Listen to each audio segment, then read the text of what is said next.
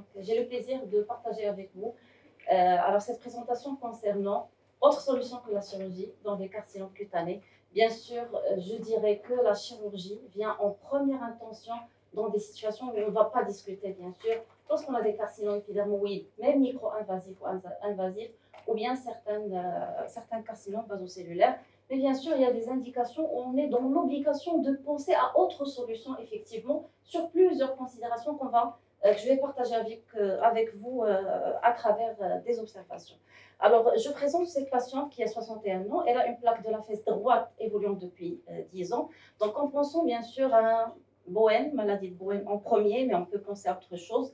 On sait de la dermoscopie parce qu'elle nous oriente effectivement dans le site à choisir pour biopsie, et bien sûr pour confirmer le diagnostic, comme Mme Dury a bien précisé. Il faut confirmer ce diagnostic, même avec la dermoscopie, on s'oriente, mais l'indication chez cette patiente à réaliser la biopsie, c'est effectivement, alors ce que vous voyez, c'est un patron vasculaire fait de vaisseaux, une vascularisation qui est glomérulaire, pathognomonique de la maladie de Bowen. Mais pourquoi, à votre avis, on va réaliser la biopsie?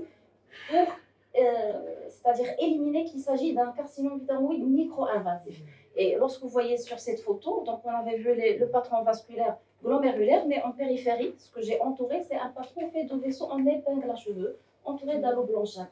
Alors, devant cette vascularisation, effectivement, on va penser à un micro-invasif. Donc, on a orienté la biopsie à ce niveau. Effectivement, c'était une maladie de Bowen avec foyer de micro-invasif. Alors, qu'est-ce qu'on fait comme traitement?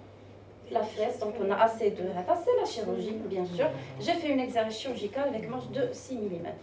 Alors, avec des sutures simples, et on a un contrôle à 9 mois avec un rançon cicatriciel donc, qui est acceptable. Sur le plan dermoscopique, il ne faut pas hésiter à recontrôler et chercher s'il y a une récidive en balayant toute la cicatrice. Alors, traitement des carcinomes cutanés, oui, chirurgie en première intention, mais dans certaines situations, donc on est dans l'obligation de chercher autre moyen thérapeutique chez nos malades. Alors, comme ce cas, un patient de 82 ans, donc il a une maladie de Bowen suspubienne évoluant depuis 9 ans. Alors, vous voyez, donc il a toute une plaque, une grande plaque, on dirait un grand placard, donc érythémateux avec des foyers de végétation, donc, si vous voyez, donc à ce niveau. Donc, qu'est-ce que vous proposez comme traitement, comme alternative, une chirurgie? D'abord, il faut confirmer. Il faut confirmer, c'est la même chose. Alors, on confirme effectivement sur le plan dermoscopique. Donc, certes, on voit des signes. Pardon? L'image n'apparaît pas. Je sais pas. C'est grave. C'est pas grave. D'accord. On devine. On devine. Oui, oui. On devine que quand même, on suspecte qu'il y a un carcinome. Effectivement, il y avait des signes, je ne sais pas pourquoi, en tout cas. Allant au-delà d'un simple Bowen. Il avait aussi les vaisseaux linéaires irréguliers au niveau d'une partie, et donc on a fait la biopsie à ce niveau, donc c'était une maladie de Bowen, un carcinome in situ. On n'avait pas d'invasif. Alors, pas d'invasif, est-ce qu'on peut proposer la chirurgie chez lui? Oui, c'est possible, mais on peut discuter autre alternative, vu que la taille de la lésion, elle était de grande taille. Et donc, je ne sais pas, qu'est-ce que vous proposez? Qui monte seul, oui. Association, oui. Alors, dans ces cas, oui, effectivement, donc on peut discuter toutes ces alternatives, mais de préférence, vu cet aspect végétal, et pour avoir vraiment une meilleure guérison et aussi qu'elle soit rapide, peut-être proposer à des alternatives ou bien à combiner des traitements. Alors, vu l'âge du patient, vu la taille, vu le siège, et vu qu'on est sûr qu'il s'agit d'un carcinome in situ, ce n'est pas un invasif, on a discuté un traitement conservateur et donc on a opté pour un laser frictionné ablatif associé à la PDT. Alors, il y a un problème, je crois. C'est bon, maintenant. D'accord. Il y a certaines qui apparaissent, d'autres non. Je ne sais pas pourquoi. Il y a un problème parce que c'est... Aussi, là, c'est toute la présentation. Sinon, tu transfères sur mon PC. J'ai mon PC. Ah oui, il faut le technicien. On a appliqué le Mesvixia, couverture 2 heures, et puis on n'avait pas la LED, on avait l'IPL, et donc on a fait l'IPL. Alors, il faut toujours, lorsqu'on discute un traitement conservateur chez un patient, il faut être sûr de deux principales choses. La première chose, c'est l'observance thérapeutique, parce qu'on est sûr qu'il s'agit, il va pas y avoir comme la chirurgie, la résolution en un seul temps, bien sûr, et on attend la nappe. Non, c'est un traitement qu'on doit discuter avec le malade. La deuxième séance, il va revenir, le contrôle, etc., pour être sûr qu'il ne va pas être perdu de vue, parce qu'on va partager des cas où des malades ils peuvent faire des récidives. C'est normal avec ces traitements conservateurs, même s'il s'agit d'un carcinome in situ. Et donc, c'est un profil de malade qu'on va choisir. La deuxième chose, c'est qu'il faut accompagner le malade dans les suites post-thérapeutiques. Comme vous voyez, c'est le contrôle à une semaine, vous voyez, c'est squam et c'est croûte en post-laser, c'est normal. Et donc, bien sûr, c'est le médecin qui doit préparer la prochaine séance. Donc le malade peut-être il ne va pas assurer un bon décapage des croûtes pour une éventuelle deuxième séance. Et donc c'est ce qu'on a fait. On a bien accompagné le malade par des soins adaptés pour décaper les croûtes pour éventuelle deuxième séance. Alors en balayant avec le dermoscope, toujours il y a un intérêt pour objectiver l'efficacité de la première séance. On est sûr que la première séance, c'est la thérapie, c'est 2 séances à 15 jours d'intervalle. Alors j'ai entouré le patron vasculaire où il existait toujours des foyers de carcinome in situ. Alors AS2, on a fait le même protocole, laser, l'application du Medfixia et puis l'IPL. Alors 2 semaines après la deuxième séance, vous voyez l'aspect clinique. Alors, qu'est-ce que vous voyez? Avec surtout le sparadrap qu'il mettait. Et donc, on n'était pas à l'aise pour juger le zone maléfique 8 classe forte. Et vous voyez, après 10 jours du traitement par le dermocorticoïde, maintenant, on voit nettement le résultat de notre PDT associé au laser. Alors, toutefois, il faut toujours donc c'est-à-dire chercher est-ce qu'il y a des résidus avec la dermoscopie. Donc en balayant tout le placard cicatrice, tout le reste de la lésion. Donc il y avait surtout un patron cicatriciel en rapport avec une bonne amélioration avec ce protocole, mais il y avait quelques résidus ou bien quelques patrons faits de vaisseaux glomérulaires en rapport avec toujours la maladie de Bowen, elle était là. Alors qu'est-ce qu'on a discuté chez ce malade? C'est associer l'imiquimod pour optimiser ses thérapeutiques.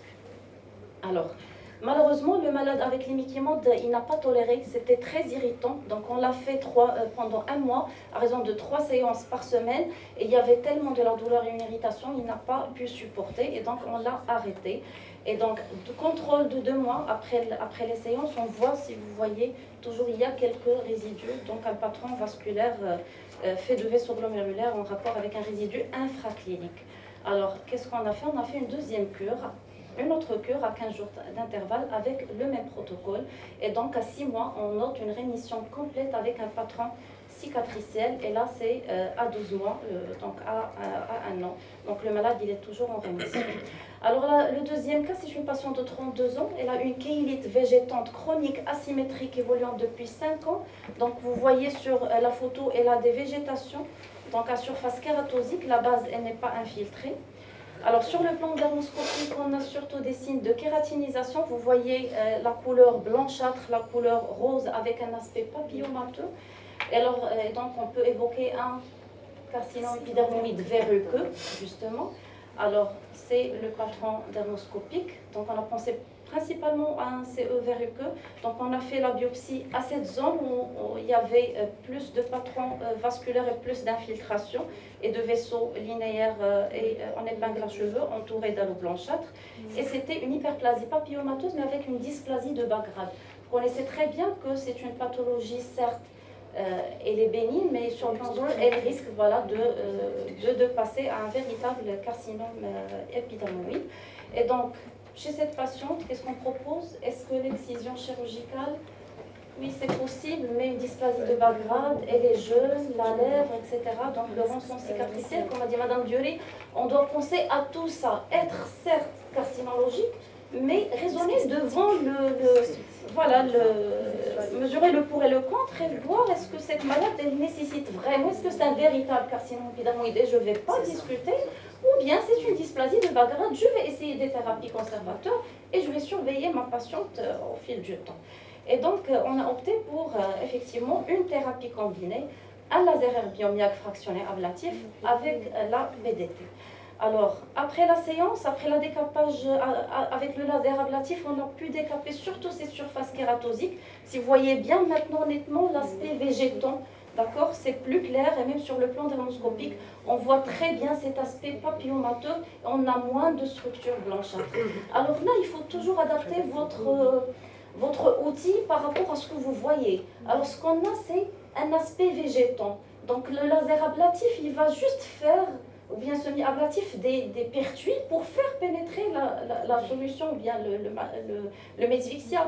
Par contre, pour avoir un meilleur résultat, il faut quand même faire une ablation et une destruction de cet aspect papillomateux. Et donc, on a changé l'outil thérapeutique physique et on a fait un laser ablatif, la deuxième séance, avec le R11, en ablatant cet aspect, ces surfaces papillomateuses. Vous voyez, c'est après le R11. Vous voyez, en profil, on ne voit plus cet aspect. Voilà. Par la suite, on va mettre un laser ablatif fractionné et puis l'application du Medivixia et bien sûr une couverture de 2 heures et avec bien sûr l'exposition à la LED. Voici le contrôle à 1 mois, une vue de face. On voit nettement l'amélioration, même sur le plan dermoscopique. Donc il faut toujours faire un balayage pour être sûr que vous n'avez pas de signes en faveur de, je ne sais pas, une transition vers un véritable carcinome. Contrôle à 2 mois et à 3 mois. Là, ne me comptez pas s'il vous plaît. J'aurais aimé, mais malheureusement je sais. D'accord. Alors, la troisième est un patient de 92 ans, donc il avait une plaque depuis il y a 10 ans. Au niveau abdominal, il a fait une exérèse de la lésion. C'était en faveur d'un carcinome basocellulaire. Et je salue une autre fois Madame Diolé parce qu'elle a insisté sur une chose, c'est lire le compte rendu. La malade, en voyant l'aspect clinique et le patron dermoscopique, c'était pas pour nous un carcinome basocellulaire, c'est un carcinome épidermoïde. On pense à un carcinome, à une maladie de Bowen, vous voyez la plaque, et on doute, là où il y avait ce petit nodule, qu'il est en train de transiter vers un invasif. Et donc on voit la clinique, c'est une récidive sur le site. On va croire ce qu'on voit ou bien on va croire la napate. Alors, effectivement, effectivement un basocellulaire ou d'abadé, alors qu'il fait le même site, il faut toujours se poser la question. Et on a demandé effectivement une relecture, le compte rendu c'était le détail d'IFCBC, mais malgré ça, on n'était pas à radar. Alors, qu'est-ce qu'on a fait? Alors, on a fait une biopsie exérèse de ce petit nodule en même temps pour être sûr qu'il ne s'agit pas d'un invasif, parce qu'on envisage un traitement non chirurgical. En même temps, on a fait un fragment biopsie au niveau de la plaque, effectivement, avec une relecture. Alors, tous ces anapates étaient en faveur d'un carcinome in situ, même la relecture. Donc, vous voyez, alors, la même chose, un laser fractionné chez cette patiente, donc il n'y avait pas nécessité de faire un ablatif. Alors, le contrôle à 3 mois, vous voyez un patron cicatriciel. Le dernier contrôle, c'est le mois 10 à 7 mois.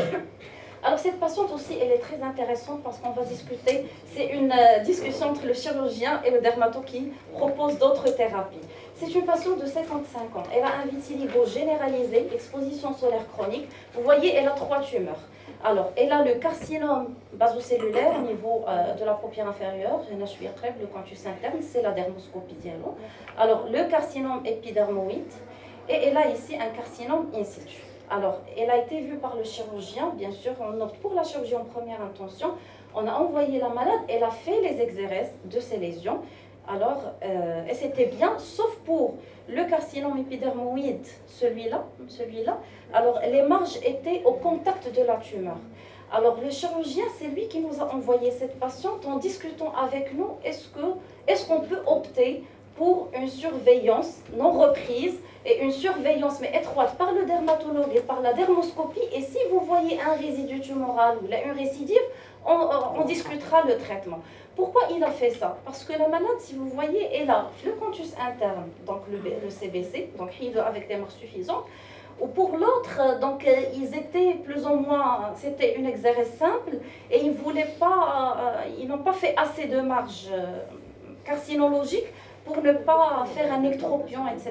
C'était la discussion du chirurgien. Alors on a accepté, et donc on a surveillé la malade, et le contrôle à un an après le traitement chirurgical, ça c'est aussi, c'est une règle ou un contrat entre le médecin et le patient, c'est-à-dire, Radidji, tu vas être... Alors effectivement, si vous voyez là, il y a la petite plaque à surface squameuse sur le plan dermoscopie. Donc c'était suspect de résidus tumoral. Et donc en balayant aussi, parce que la malade elle avait aussi d'autres kératoses actiniques, et donc on a saisi l'occasion pour traiter et les kératoses actiniques, le champ de cancérisation, et aussi le résidu tumoral. Laser fractionné, cette fois-ci on a utilisé le 5FU. Alors le contrôle à 3 mois, balayage toujours avec la dermoscopie. Et donc sur le plan dermoscopique, là où il y avait le résidu tumoral, il y avait une autre amélioration. Alors le dernier cas, s'il vous plaît, pour discuter ces traitements, non, c'est une patiente suivie par un syndrome de Gorlin. Alors voilà, en 2018, elle était avec ses cicatrices de lambeaux. Elle a été opérée par notre maître professeur Ofker Aya. Et donc, elle a bénéficié de plusieurs exérèses avec des lambeaux. C'est de la greffe? Elle avait des lambeaux et des greffes. Des lambeaux et des greffes, vous voyez. Avec un électropion. Donc, elle avait plusieurs. Alors, la malade, c'est normal. Elle a une génodermatose. Elle va toujours faire des CBC. C'est impossible. Alors, pour à chaque fois, elle fait de multiples CBC. Et lorsqu'on a discuté à le stade avec Madame Aya, autre chirurgienne, elle nous a dit ça fait magnifique Ranzit. Et c'est le chirurgien qui a refusé parce qu'il n'y a plus d'excès de peau pour discuter, exercer avec marge, etc. Et donc, je crois que chez ces malades qui ont une génodermatose, et ils ont un CBC, on sait très bien que le CBC, ou même leur CBC, c'est vrai qu'il est modulaire, mais c'est des petits CBC. Je me repose la question, je me demande, il est déjà de la maladie, je peux proposer les traitements conservateurs sans chirurgie, parce qu'elle va le faire, idéalement chez elle. C'est le vissement des gilles parce que c'est la voie, c'est-à-dire on va cibler la mutation de cette voie, mais on n'a pas malheureusement. Là c'est juste, je défile les normes, c'est-à-dire la multiplicité le nombre multiple de CBC en rétro-auriculaire, au niveau du dos, donc la chirurgie c'est vraiment impossible. Alors on a discuté effectivement le laser avec le 5FU, je vous montre juste les photos après les contrôles, mais on ne va pas dire non, on va la lâcher et c'est waouh. Il faut la surveiller. L'essentiel, on son CBC, mais il est agressif, mais il est voilà. Alors, c'était, je crois, ça c'est le dernier. Ça c'est parce que c'est un CBC, c'est un CBC nodulaire. C'est un CBC nodulaire. L'oreille, il y a comme madame. Alors, c'est la chirurgie. C'est la chirurgie. Oui, c'est la chirurgie. On s'est dit, peut-être pourquoi pas utiliser autre thérapie. CBC nodulaire, oui. Chirurgie. Est-ce qu'on peut discuter autre chose? Alors, vous voyez, c'est un nodulaire, c'est les nids ovoïdes, il y a l'ulcération. Je ne sais pas si vous remarquez, en plus de son CBC, il a quand même des signes de Schnoadi. C'est une kératose actinique, oui, il a une kératose actinique. Ou déjà, quand on a dit la biopsie, on a pensé, ouais, c'est un carcinome épidermoïde pigmenté sur kératose actinique, parce que c'est BC, mais c'est Gishfada. Est-ce que c'est un métatypique? Parce que sur le plan dermoscopique, il y avait des structures blanchâtres et des structures pathognomoniques de CBC. Toujours biopsier la lésion, c'était un CBC nodulaire. Alors, on a fait la PDT. En premier, on n'a pas fait le laser. La première séance, c'était juste la PDT. C'est le contrôle à 15 jours, il y avait l'amélioration, mais on voyait toujours les nids ovoïdes. Alors, il y avait ma collègue, mon amie, que je salue très bien, c'est professeur Shakiri. Donc, on a discuté le cas et on a opté pour peut-être chez ce malade, il faut faire le laser ablatif parce que la PDT avec Mitfixia, si on a le pigment, donc il n'y aura pas une bonne efficacité, il faut enlever tout ça. Et donc on a opté pour un CO2 fractionné et puis on a la deuxième séance. Alors vous voyez le contrôle à 3 mois, donc on a traité même la kératose actinique à 3 mois, à 6 mois, à 12 mois, 2022, recul à 5 ans, donc je viens de le voir le mois 10, c'était alors le traitement chirurgical, oui, les non chirurgicaux, lorsqu'on a des situations particulières, grande taille, siège, lésions multiples, terrain particulier, donc d'accord, donc je passe pour la discussion, donc il n'y a pas de temps. Merci beaucoup, madame.